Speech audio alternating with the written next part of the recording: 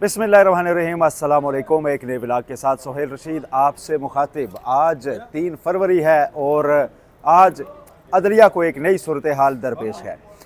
जब भी वीकेंड पर अदालतें बंद होती हैं, छुट्टियां शुरू होती हैं, तो अब गैर यकीनी होता है कि दोबारा जब पीर का दिन आए, नेक्स्ट वर्किंग डे हो, तो अदलिया के खदोखाल वही हों जो छोड़ कर जा रहे हैं। इस बार भी कुछ ऐसा ही हुआ। हफ्ते के रोज़ शाम के वक्त 3 जजों को इस्लामाबाद हाई कोर्ट ट्रांसफ़र कर दिया गया, जिसके बाद एक ऐसी सूरत हाल पैदा हुई है जिसे आप बहरान ना भी कहें तो इज़्तिराब ज़रूर कहेंगे। एक नई सूरत हाल ज़रूर है। आज इस्लामाबाद हाई कोर्ट में नए जजेज़ ने काम का आगाज़ कर दिया, लेकिन कुछ इस तरह से कि कोई भी प्राइवेट वकील उनके कमरा अदालत में उनके सामने पेश नहीं हुआ बतौर वकील। सिर्फ सरकारी वकला वहाँ पर पहुँचे। जो बाकी वकला हैं, इस्लामाबाद में वकला की तीनों नुमाइंदा तंजीमें, Islamabad bar council, Islamabad high court bar association और इस्लामाबाद डिस्ट्रिक्ट बार एसोसिएशन, तीनों की जानिब से हड़ताल का ऐलान किया गया है और अब तक वो हड़ताल कामयाबी से जारी भी है। और सिर्फ हड़ताल नहीं है, आज कन्वेंशन का इनेकाद भी किया जा रहा है, जिसमें आगे का लाए अमल भी दिया जाएगा। नया ऐलान भी आ सकता है, एक बाज़ाब्ता सड़कों पर तहरीक भी शुरू हो सकती है। ये सारी सूरत हाल आखिर जन्म कैसे इसने लिया, इस पर भी बात करेंगे। और इस वक्त जो दोनों साइड की पिक्चर है वो भी सामने रखना बहुत ज़रूरी है, क्योंकि एक साइड कह रही है कि इस वक्त बदनीति से ये तबादला किया गया है और जजेस को इस्लामाबाद हाई कोर्ट लाने का मतलब ये है कि नया चीफ जस्टिस अपनी मर्ज़ी से लगाया जा रहा है। इस दलील के साथ कुछ हक़ाइक़ भी हैं, वो भी सामने रखते हैं, और जो फिर इसके एंटी दलील है उसके साथ भी कुछ हक़ाइक़ हैं, वो भी आपके सामने रख लेते हैं ताकि पिक्चर पूरी क्लियर हो जाए। जो ये कह रहे हैं कि इस्लामाबाद हाई कोर्ट नए जज को लाने का मकसद चीफ जस्टिस बनाना है, उसको मज़ीद फ्यूल इस तरह से मिलता है कि ना सिर्फ जजेस को इस्लामाबाद हाई कोर्ट लाया गया, कल जब इतवार के दिन अमूमन अदालतें बंद होती हैं, कल इस्लामाबाद हाई कोर्ट में स्टाफ मौजूद था और उसका सबूत एक नई कॉज लिस्ट, एक नए ड्यूटी रोस्टर की सूरत में निकला, जिसमें जस्टिस सरदार सरफराज डोगर जो लाहौर हाई कोर्ट से इस्लामाबाद हाई कोर्ट लाए गए हैं, उनको बेंच 2 डिक्लेयर किया गया है।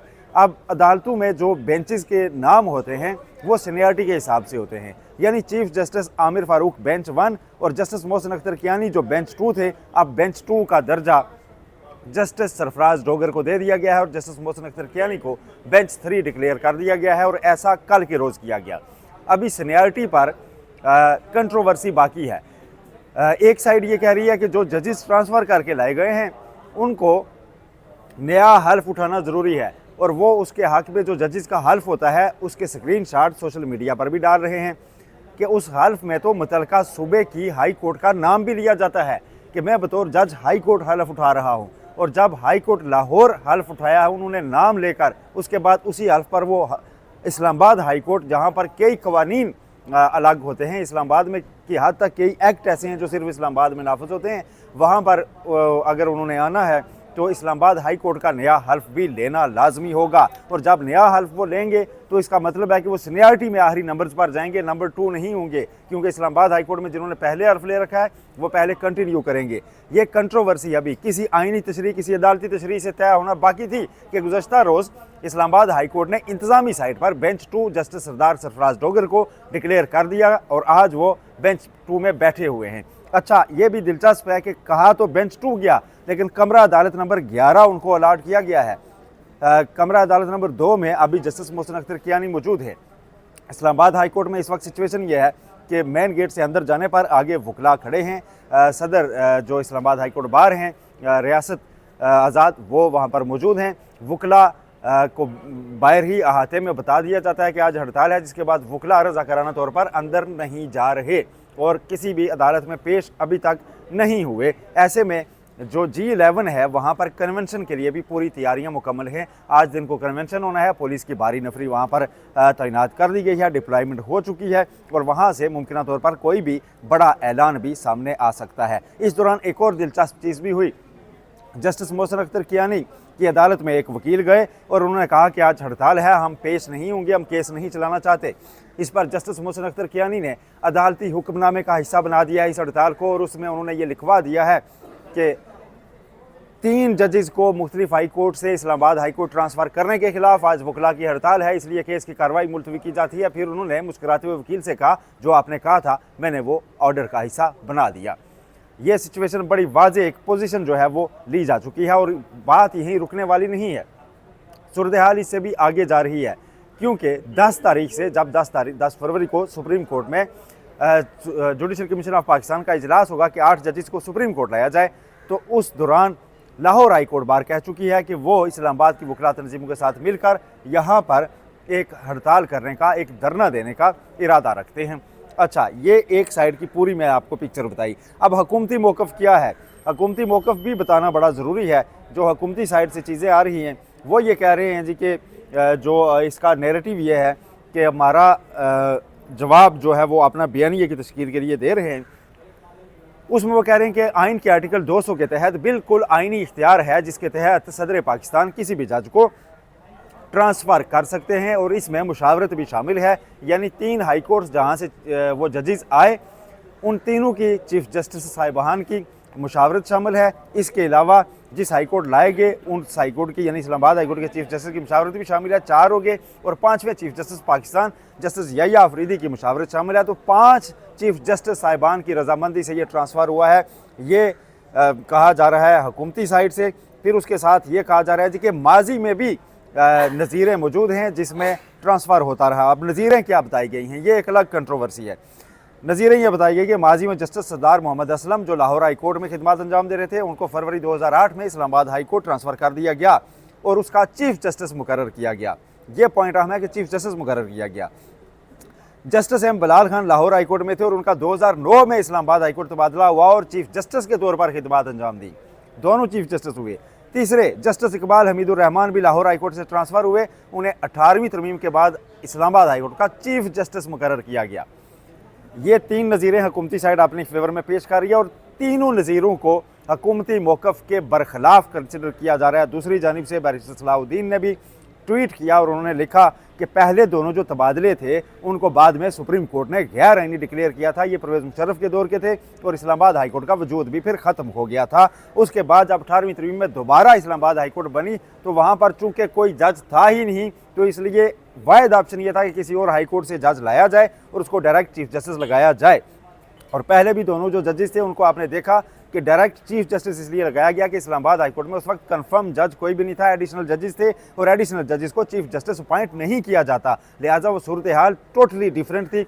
और ये बिल्कुल वही सूरत हाल थी जब चीफ जस्टिस काजी फायज़ जो साबिक हैं उनको भी बलूचिस्तान हाई कोर्ट में डायरेक्ट चीफ जस्टिस लगाया गया था, क्योंकि उस वक्त बलूचिस्तान हाई कोर्ट में एक भी जज बाकी नहीं बचा था। लिहाजा तीनों नज़ीरें जो हैं वो हुकूमत जो अपने हक में पेश कर रही है, दूसरी साइड वकला उसे हुकूमत के ही खिलाफ पेश कर रहे हैं और ये कह रहे हैं जी कि इसको बिल्कुल भी इस पैमाने पर नहीं परखा जा सकता कि चूँकि तब ऐसे ट्रांसफ़र हुए थे तो अब भी हूँ। कहा यह जा रहा है, मौक़िफ़ ये लिया जा रहा है वकला की जानिब से जो हड़ताल पर हैं कि वाज़े तौर पर जो 5 जजेस ने ख़त लिखा उसमें जो रीज़निंग दी गई है और रीज़निंग का मुतालबा किया गया है कि ट्रांसफ़र के लिए रीज़निंग दी जानी चाहिए, उसके अदम मौजूदगी में ये ट्रांसफ़र नहीं किया जा सकता।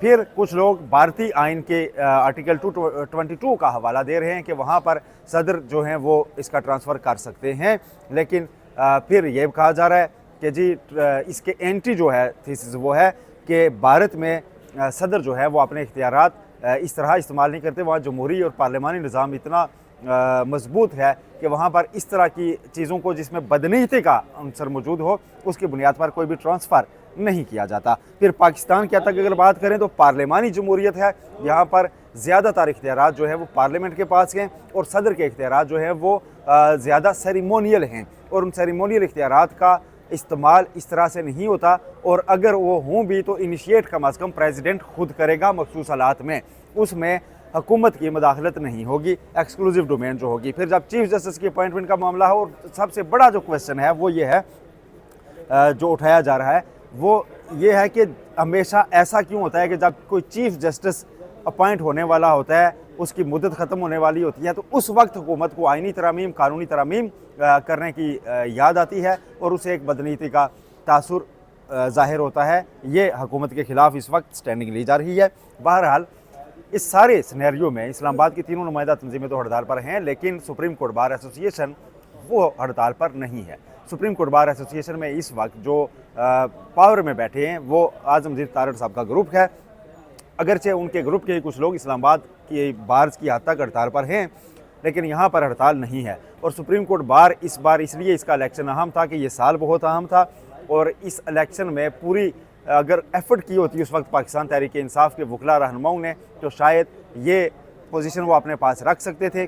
सुप्रीम कोर्ट बार अगर कोई एलामिया जारी करे, कोई स्टैंडिंग ले, वो हड़ताल करे, तो उसके बाद मुमकिन नहीं रहता। उसमें अगर हामिद खान ग्रुप उस वक्त विनर होता तो आज 26वीं आईनी तरमीम को जल्द समाअत के लिए मुकर्रर करवाने समेत बहुत से मामला थे जिस पर मौसर किरदार अदा किया जा सकता था, क्योंकि सुप्रीम कोर्ट के सामने सिर्फ सुप्रीम कोर्ट बार एसोसिएशन खड़ी हो सकती है। लेकिन उस वक्त हुआ ये कि शेर अफजल मरवत समेत मुख्तलिफ PTI के वकला रहनुमाओं ने कहा कि उन्होंने सिर्फ इसलिए हामिद खान ग्रुप को वोट नहीं दिया क्योंकि वो हामिद खान को पसंद नहीं करते।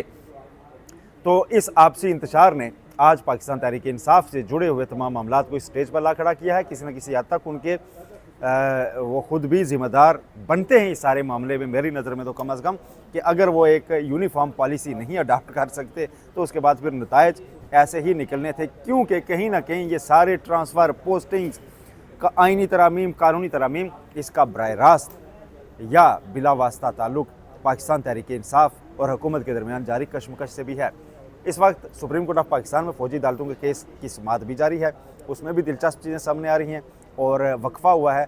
वक्फे के बाद पूरी समाअत भी हो जाए तो फिर दूसरे विलाग में आपके सामने उसकी मुकम्मल डिटेल भी रखेंगे, और फिर कन्वेंशन में क्या ऐलान होता है, वकला आइंदा का लाए अमल क्या देते हैं, ये सारी चीज़ें आज आपसे शेयर करेंगे। अपना बहुत ख्याल रखिएगा, चैनल को सब्सक्राइब करना मत भूलिए। अल्लाह हाफिज़।